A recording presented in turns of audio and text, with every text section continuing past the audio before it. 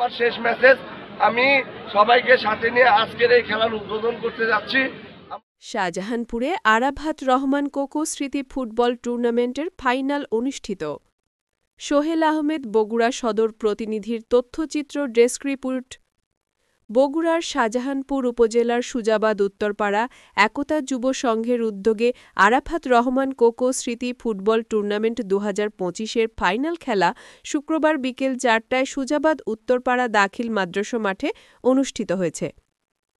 অনুষ্ঠানে সভাপতিত্ব করেন ১৩ নং ওয়ার্ড বিএনপির সিনিয়র সহসভাপতি আব্দুল মোত্তালেব বাদল। প্রধান অতিথি হিসেবে উপস্থিত ছিলেন বগুড়া শহর যুবদলের সাংগঠনিক সম্পাদক সৌরভ হাসান শিবলো। অনুষ্ঠানের উদ্বোধন করেন বগুড়া জজ কোর্টের অ্যাডভোকেট মাসুম মিয়া।